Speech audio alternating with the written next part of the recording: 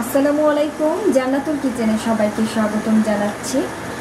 আজ আমি আপনাদেরকে খুব মজার একটা চা তৈরি করে দেখাবো। আদা, লেবু, গোলমরিচ আর লং দিয়ে খুব দারুণ একটা চা তৈরি করে দেখাবো। আর এই চাটা কিন্তু খুব উপকারী একটা চা। এই সময়টা খাওয়া খুব দরকার। এই চাটা ঘন ঘন যদি খান তাহলে আপনার ঠান্ডা লাগাটা সেরে যাবে আর ঠান্ডা লাগবে না। আর এর জন্য আমি প্রথমে আদাটাকে ছেঁচে নিব। এখানে 1 টুকরোর মতো আদা নিয়েছি। এবার এর মধ্যে আমি দিয়ে দিচ্ছি 2টা গোলমরিচ আর 2টা লং। এগুলো একটু থেতলে নিব, এতে করে ফ্লেভারটা খুব সুন্দরভাবে বের হয়ে আসবে। সব কিছু ভালোভাবে আমি ছেঁচে নিয়েছি। আর এখানে আমি চুলায় 2 কাপ পরিমাণ পানি নিয়ে পানিটাকে ফুটতে দিয়েছি।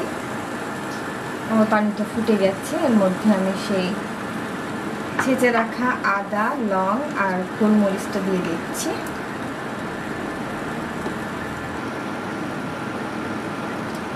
সব কিছুর সঙ্গে পানিটাকে আমি 2 মিনিটের মতো খুব সুন্দরভাবে ফুটিয়ে নিয়েছি। এতে করে সব কিছুর ফ্লেভারটা সুন্দরভাবে বের হয়ে আসবে। এবার আমি এর মধ্যে দিয়ে দিচ্ছি চা পাতা। এখানে আমি 1 চামচের মতো চা পাতা দিয়ে দিচ্ছি। তারপর এটাকে আমি 2 থেকে 3 মিনিটের মতো ফুটিয়ে নেব। আমি একটা মগ নিয়ে নিয়েছি, এর মধ্যে আমি লেবু চিপে দিচ্ছি পরিমাণ মতো।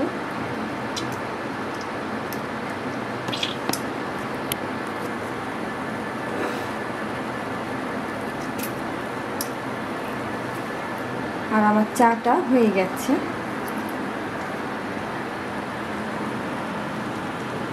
এবার চাটাকে আমি নামিয়ে নিচ্ছি।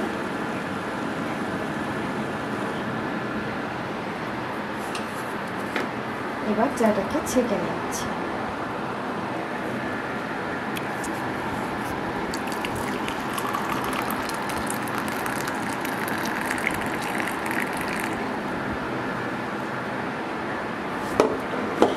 এবার আমি এর মধ্যে চিনি অ্যাড করছি। চিনিটা আপনাদের টেস্ট অনুযায়ী দিবেন। কেউ কম মিষ্টি খায়, কেউ বেশি মিষ্টি খায়। এখানে আমি 1.5 চা চামচ চিনি দিয়ে দিলাম।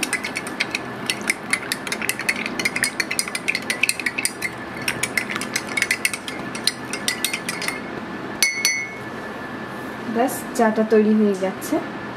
একবার তৈরি করে খেয়ে দেখবেন, আপনাদের অনেক ভালো লাগবে। আর এই চাটা কিন্তু আমাদের জন্য খুব উপকারী একটা চা। আশা করছি আমার এই রেসিপিটা আপনাদের সবার ভালো লাগবে। আর আমার এই রেসিপিটি ভালো লেগে থাকলে আমার চ্যানেলে সাবস্ক্রাইব করুন। সাবস্ক্রাইব বাটনের পাশে থাকা বেল আইকনটিতে ক্লিক করুন।